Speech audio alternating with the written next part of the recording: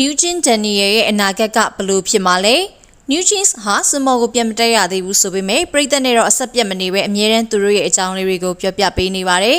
မမာရီရဲ့မွေးနေ့တွေမှာဆိုရင်လေအသစ်ဖွင့်လှစ်ထားတဲ့အကောင့်ကနေတဆင့်ပရိသတ်ကိုဆက်သွယ်လာပြီးကျေးဇူးတင်စကားပြောတာပုံလေးတွေတင်ပေးတာမျိုးပြုလုပ်တတ်ပါတယ်ဒါပေမဲ့ New Jeans ဘယ်တော့ပြန်လာမလဲဆိုတာမရေရာနေတဲ့အချိန်မှာ Daniela ရဲ့ပြန်ဖြတ်သွားတဲ့ post တစ်ခုကြောင့် Daniela ရဲ့အနာဂတ်နဲ့ပတ်သက်ပြီးပရိသတ်တွေကြားမှာအမြင်မျိုးမျိုးကွဲပြားနေပါတယ်။လက်တလုံးမှာ R&B duo Emotional Oranges ဟာ Daniela နဲ့သူ့မ Olivia တို့နဲ့စတူဒီယိုတစ်ခုထဲမှာတွဲရိုက်ထားတဲ့တပ်ပုံတစ်ပုံတင်ပေးခဲ့ပါတယ်။ဒီအခါမှာပရိသတ်တွေက Daniela ရဲ့အနာဂတ် project အသစ်များလားဆိုပြီးခံမှန်းမှုတွေပြုလုပ်လာကြပါတယ်။ဒီ post ကလည်း social media မှာအလင်းမြန်မဲ့ attention ရရှိသွားခဲ့ပြီးပရိသတ်တွေကတော့ Daniela ကိုပြန်မြင်ရတော့မလားဆိုပြီးတော့လဲစိတ်လှုပ်ရှားနေကြပါတယ်။ဒါပေမဲ့လေတချို့ကတော့ New Jeans ဟာ Adore နဲ့တရားရင်ဆိုင်နေတော့ဖြစ်ပြီးအနုပညာလှုပ်ရှားမှုတွေနားထားသေးတာကြောင့်တကူရောလှုပ်ရှားခွင့်ရှိရလားဆိုတာမသိချဖြစ်နေပါတယ်။တိတ်မဆိုင်ခင်မှာပဲဒီ post ကိုပြန်ဖြတ်သွားတဲ့အခါ netizen တွေကြားမှာပို့ပြီးအတွေးပွားစရာဖြစ်လာသလိုဘာကြောင့်ပြန်ဖြတ်သွားတာလဲဆိုတာကိုလည်းသိချင်လာကြပါတယ်။ပရိသတ်တွေကတော့ Daniela အတွက်အစင်မပြေများဖြစ်သွားရသလားဆိုတာစိုးရိမ်နေကြပြီး